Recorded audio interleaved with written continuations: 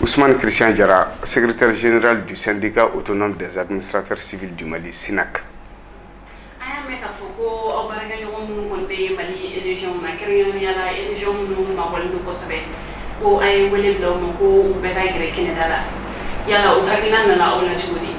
Mbe foki wale ɲuman dɔn aw ka ɲininkali la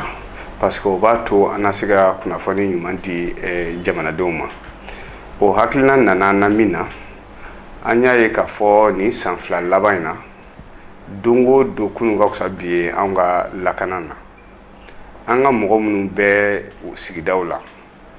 ka État jɔyɔrɔ sabati olu kɛra fɛn ye sisan u kɛra feerefɛn de ye. O kɔrɔ ye di u bɛ minɛna i ko feerefɛn pour que wari ka se ka sɔrɔ u la. U bɛ minɛna terroriste fɛ pour que u ka se ka décourager u ka bɔ yen a ka fɔ ko État ti yen. O bɛɛ bɛ suma an na n'o y'a sɔrɔ a dɔnnen don k'a fɔ ko an ni lakana ka kan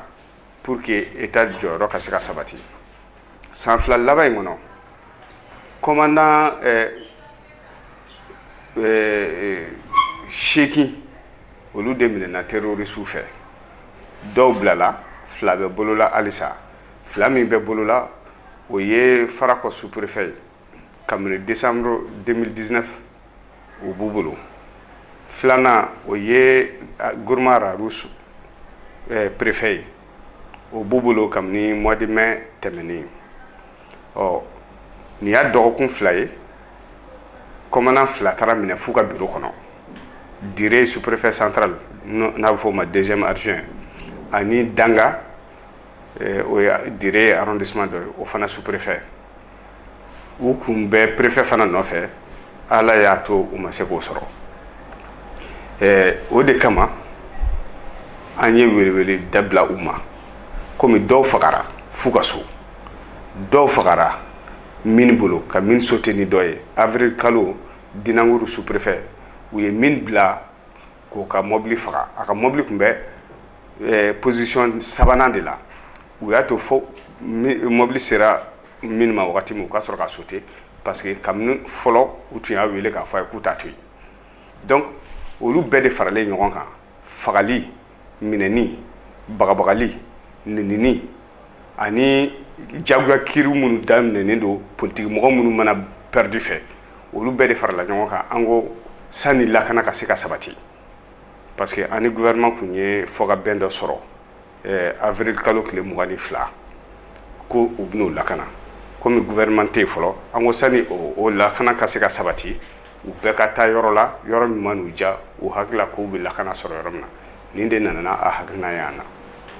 E y'a fɔ ko fɔkabɛn min sɔrɔla aw ni gouvernement ɲɔgɔn cɛ kabini avril kalo tile 22. Hakɛ dɔ n da filila mai kalo tile 22 an tun ye préavis dɔ déposé le 8 mai an y'o préavis déposé lakanako kelen in na o de y'a to sigi ka fɔ kɛra ani gouvernement cɛ u ye layidu ta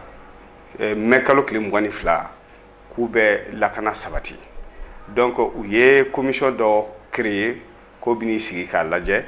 commandant min ni mɔgɔ da min ka kan garde da min ka kan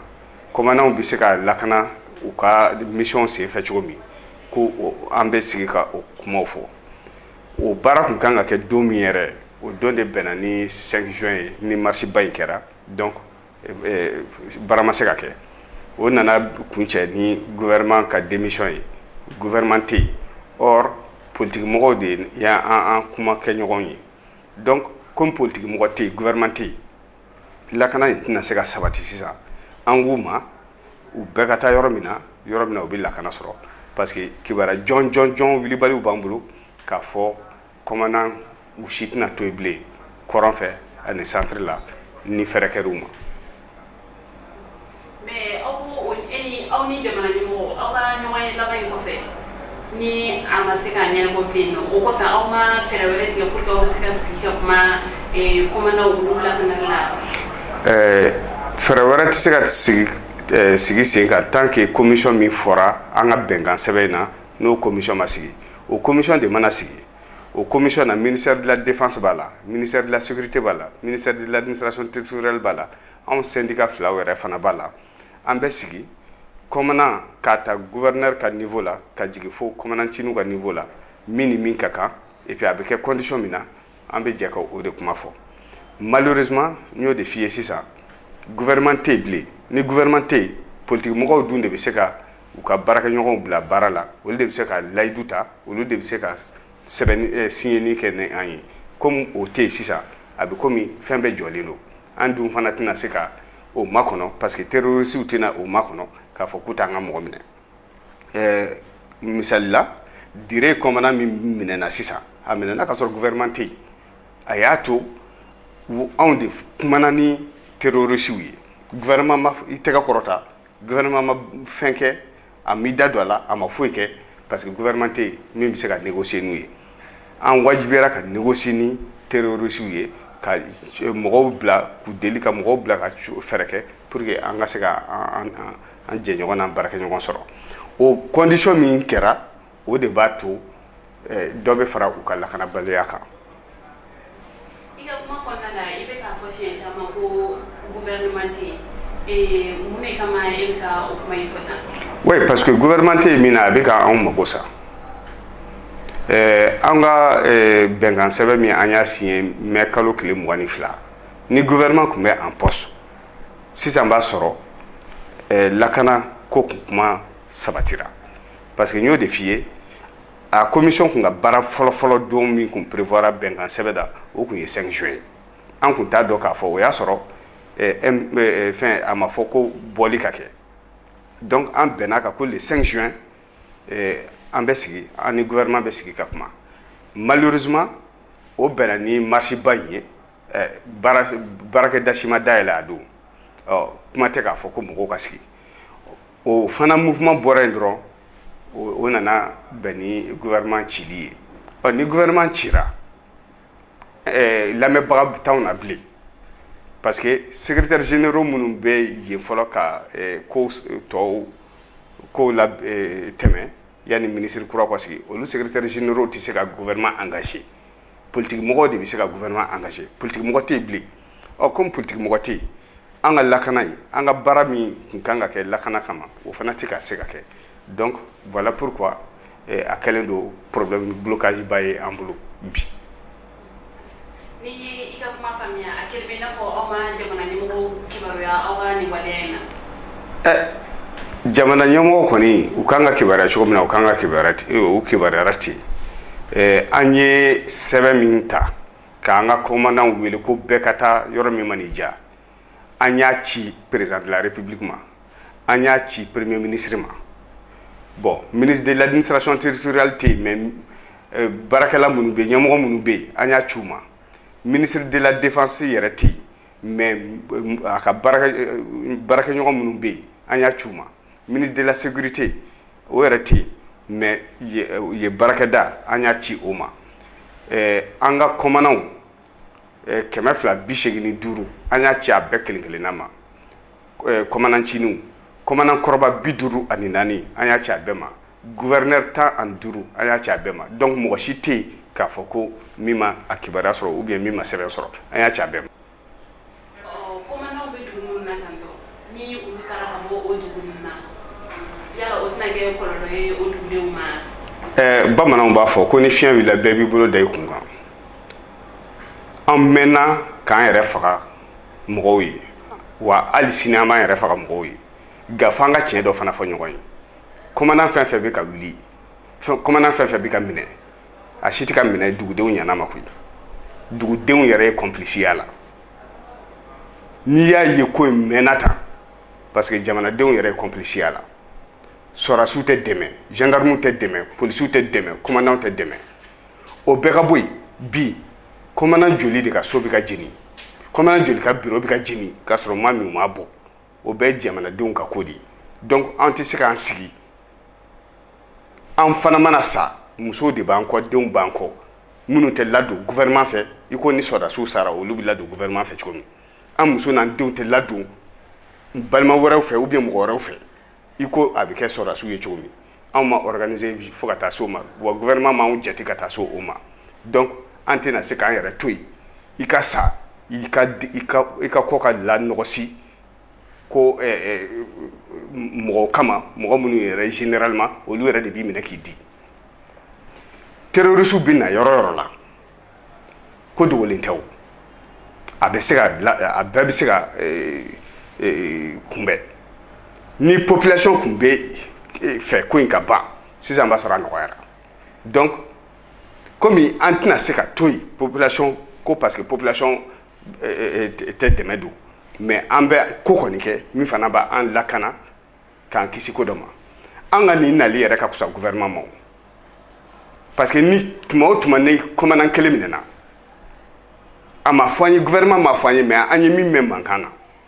ko an ka préfet fɔlɔfɔlɔ min minɛna ka bila ko gouvernement y'a lafali terroriste 17 de la donc ni commandant fɛn fɛn bɛ minɛ n'a bɛ fɔ ko o mana bila k'o bɛ fali terroriste de la terroriste dun ye mɔgɔ jugu de donc anw de bɛna kɛ sababu ye sa ka olu mako ɲɛ an tɛ fɛ o de ka kɛ i t'i yɛrɛ sɔrɔ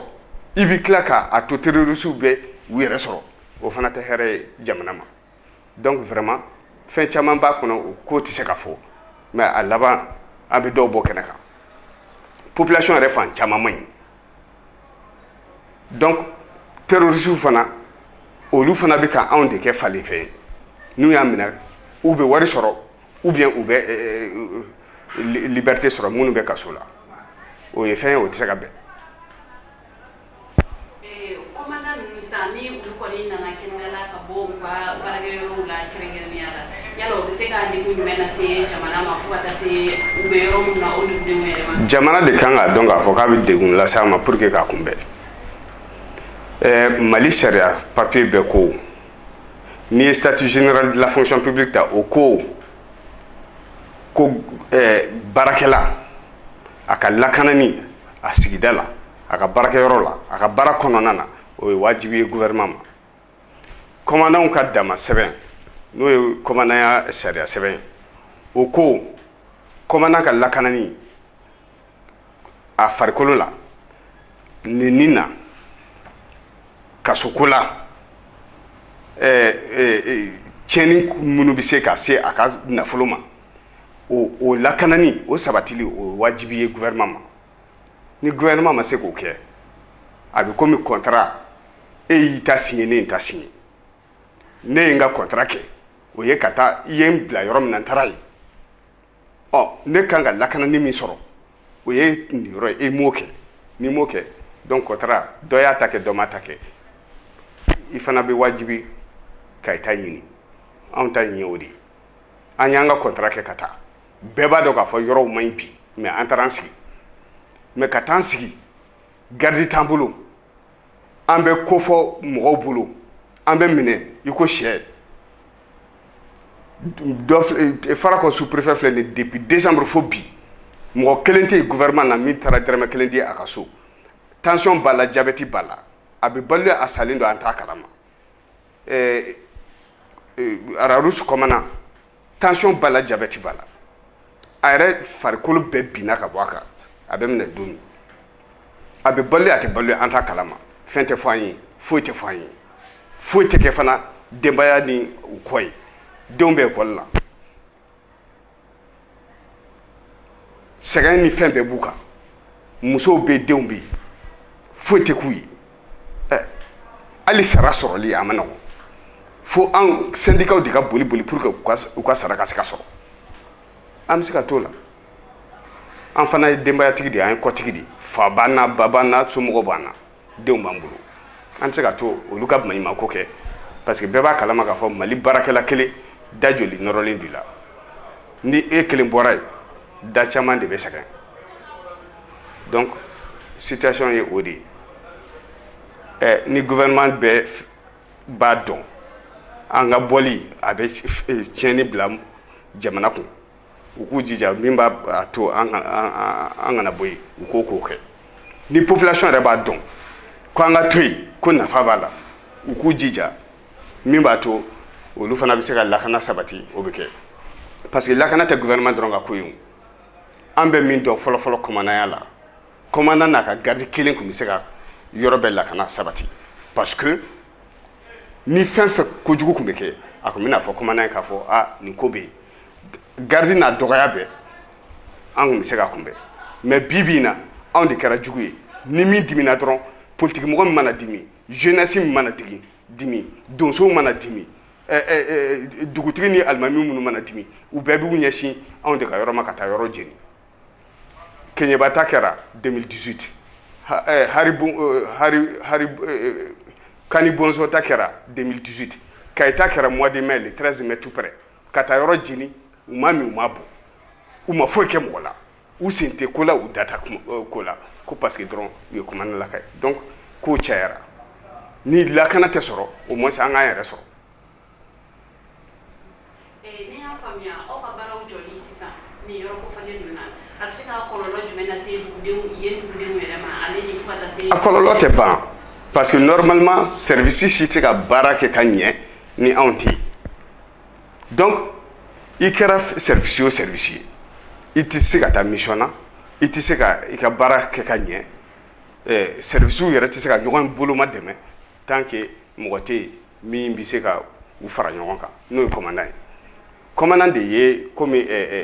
président bɛ cogo min na jamana na commandant de bɛ komi o cogo kelen sigida la a t'a bɛɛ kɛ mais a da b'a bɛɛ la a bɛ kow nɔgɔya mais n'o tɛ yen donc ko bɛɛ bɛ gɛlɛya papier dɔw fana bɛ yen o fana tɛ se ka ɲɛnabɔ yɔrɔ wɛrɛ si la ni commandant so tɛ n'o si de ma sɔrɔ donc wajibi don a bɛ sigida a bɛ gɛlɛya don sigidalakaw ma mais il est temps an ka tiɲɛ de fɔ ɲɔgɔn ye Mali population yɛrɛ de fana ka changer u ka changer vis-à-vis de l'agent public u ka dɔn k'a fɔ mɔgɔw tɛ fadenya kama mɔgɔw tɛ u tiɲɛni kama mɔgɔw fana bɛ ɲɛni de kama donc u ka mɔgɔw dɛmɛ pour que dɔ ka se ka bɔ gɛlɛya in na. Yala ni commandant kɔni bɔra u ka sigida kofɔlen ninnu na sisan cogoya bɛ dugudenw bolo ka se ka u ka o sɛbɛn ninnu sɔrɔ walima baaradaw bolo ka se ka u ka o baara ninnu kɛ. I ka fɛn tɛ u mana u jija cogo cogo k'u ka sɛbɛnw sɔrɔ sa o b'u ma anw bɛ an nin de kɔ voilà an b'an nin de kɔ sisan ta ye nin ko de an ma don baara la ko pour que an ka taa ni an ka to a la an donna baara la ni sara baara kɔnɔna na i kan ka sa alhamdulillah an bɛɛ bɛ ala deli o la mais i sara baara kɔnɔna na k'a sɔrɔ i bɛ se ka i kisi a ma i bɛ se ka faso kisi a kɔlɔlɔ ma mɔgɔ si tɛ ala deli o la ne bɔra k'o de f'i ye sisan ni commandant kelen minɛna soit wari bɛ sara soit terroriste de bɛ bila a nɔ na o tɛ hɛrɛ ye faso ma o tɛ hɛrɛ yɛrɛ sigidala mɔgɔw ma donc o kɔlɔlɔ éviteli kama an k'an replier sani ɲɛ ka sɔrɔ an ta la a dabɔra o de kama. donc sisan laɲini jumɛn de bɛ aw bolo walasa situation bɛ kɛ normal ye. an ka laɲini tɛ fila ye saba tɛ an ma dɔwɛrɛ fɔ an ko de a bɛ kɛ diɲɛ fan o fan cogo min na u k'a kɛ ten an b'a dɔn k'a fɔ an bɛ jamana min na bi lakana man bon an tɛ dantɛmɛ nɔfɛ mais commandant kelen pe yen a ka so commandant kelen pe bureau la a tɛ se ka bɛn parce que ɲɛmɔgɔ de don n'i ye ɲɛmɔgɔ ye k'a fɔ ko i bɛ décision dɔ ta min bi dɔ bɛ bɛn mɔgɔw ma dɔ tɛ bɛn mɔgɔw ma donc nin bɛ k'i la jugu bɛ k'i la i tɛ se ka to condition na k'a fɔ ko fɛn dɔ tɛ kɛ mɔgɔ joli bɛ président kɔ mɔgɔ joli bɛ premier ministre kɔ mɔgɔ joli bɛ ministre kɔ mɔgɔ joli bɛ hali bi commerçant kɔ ni wari bɛ commerçant bolo hali moriw mɔgɔ joli bɛ moriw gros bara joli bɛ moriw kɔ n'a fɔra ko mɔgɔ min bɛ nin bɛɛ jɔyɔrɔ fa ko mɔgɔ kelen t'o kɔ o bɛ se ka bɛn ni hakili jigin sisan k'a fɔ dire commandant fila taara minɛ commandant cour de kɔnɔ u ka baarakɛyɔrɔ de la ni garde tun bɛ yen est-ce que o bɛ kɛ garde kelen pe min tun bɛ yen u y'o minɛ u fɛ o y'i cun ka jigin ka bɔ mobili kɔnɔ ni garde tun ye 4 5 6 ye est-ce que a bɛ kɛ ten donc diɲɛ yɔrɔ si la min tɛ kɛ an tɛ se ka jɛn n'a ye o ɲɔgɔnna ka kɛ an fɛ yan vraiment o de tun don an tɛ laɲini wɛrɛ la u ka lakana sabati lakana u ka sabati u ka so u ka sabati u ka bureau la u ka sabati n'u bɛ déplacement na dugu ni ɲɔgɔn cɛ parce que caman sara o ni ɲɔgɔn cɛ caman minɛna ka kɛ otage ye dugu fila ni ɲɔgɔn cɛ an ka laɲini tɛ foyi wɛrɛ ye nin kɔ wuli mun filɛ kana kɛnɛ la o fana tɛ kɛ kɔlɔlɔ ye ka ɲɛsin aw ma i n'a fɔ sarawariko ta fanfɛ a tɛ se ka kɛ kɔlɔlɔ ye parce que n ko baara ye contrat de ne ye n jɔyɔrɔ fa e m'i jɔyɔrɔ fa ni ne jɔyɔrɔ fa e tɛ se ka jigin ne na ko parce que ko e m'i jɔyɔrɔ fa donc u bɛ na u ka sara tɛ se ka tigɛ u ma ban baara ma parce que e de ma se k'i jɔyɔrɔ fa o de kama u y'u yɛrɛ ɲini o fana b'a la ka i yɛrɛ ni lakana a bɛ diɲɛ sira bɛɛ fɛ a bɛ baara sira fɛ a bɛ diinɛ sira fɛ a bɛ adamadenya sira fɛ a bɛ hɔrɔnya sira fɛ donc an ma basi kɛ foyi tɛ se ka kɛ an ka sara la an ye mɔgɔ caman ye u ye kalo 6 kɛ u ma baara kɛ yan u sara dir'u ma anw ta an mana bila Mali yɔrɔ yɔrɔ la an bɛ baara kɛ commandant dɔw bɛ Bamako yan u bɛ k'u ka baara kɛ Kidal commandant caman bɛ Gawo u b'u to Gawo ka Kidal baara kɛ u b'u to Bamako yan ka Kidal Tombouctou Tawudini baara kɛ an ma fɔ u tɛ baara kɛ dɛ mais ka t'u sigi de u ka se ka minɛ i ko fɛn ɲɛnamaw tɛ an ko de tɛ se ka kɛ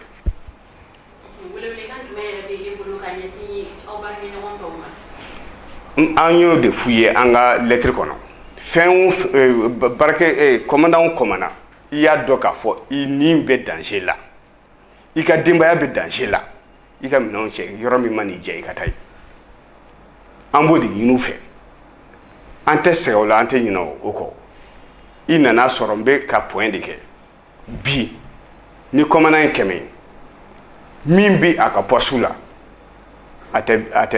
40 bɔ caman gɛrɛla sous-préfet gɛrɛla cercle la caman fana gɛrɛla région na